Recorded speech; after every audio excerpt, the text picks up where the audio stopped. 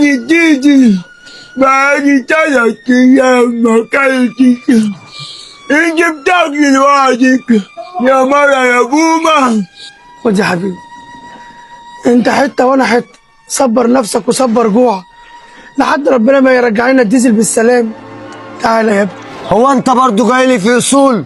بقول لك ابن عمك اتقل لي منه، ده انا لو اصرف ايه مش هحل. انت اللي علمك الاصول كم مسطول. الله يرحمك يا عمي، انت لو تربيت عندنا في البلد احسن من هنا، كنت اتعلمت الاصول هناك. انت الناس بتيجي عليك عشان انت شايف نفسك وبتقول معايا قرشين ومش عارف ايه، لازم الناس تديك على عينك. انا مش عارف اصلا، انا بحطك معايا ليه في اي حاجه واجي احكي لك. انت كل حاجه تقول لي اصول ومش اصول، انا مش هعتمدك في اي حوار تاني. يلا بتكل على الله عشان جاي لي ناس. تمام، انا هتكل على الله وكده ماليش دعوه بحاجه، عشان انت بتوقعني في الغلط والناس دي ما بوقعش معاها في غلط، وانت شيلتك وشيلها.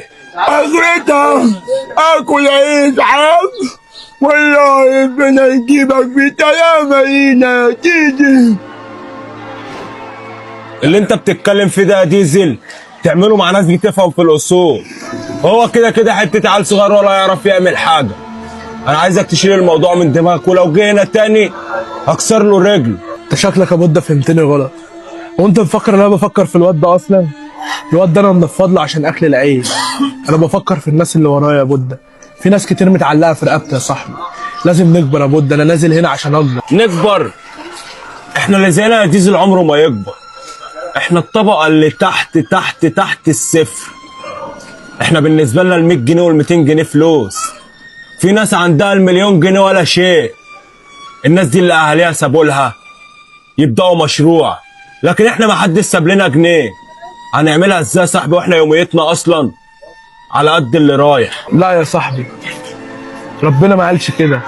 ربنا قال اسعى يا عبد وانا اسعى معاك.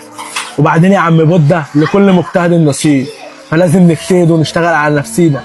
بدل ما احنا شغالين في قهوه بلدي، احنا اللي بقى عندنا كافيه واثنين وثلاثه. انت سوق معايا وامشي بدماغي وانا هفرجك احنا هنعمل ايه، وكله بالحلال يا صاحبي. انت عارف لو المصلحه دي خلصتها لي وخلصتني من الديزل، انت تبقى عديت واديك عينيا. ولو اتقفشت انت ما تعرفنيش. عيب عليك، هي اول مره. يا ريت يا عم، هو انا اكره معاكوا في ظهرك يا صاحبي. امك بترن عليا. بعد اذنك يا صاحبي هكلمها اشوف عاوزه ايه. والله يا اما غصب عني، بس الايام اللي جايه ان شاء الله خير. ماشي يا اما.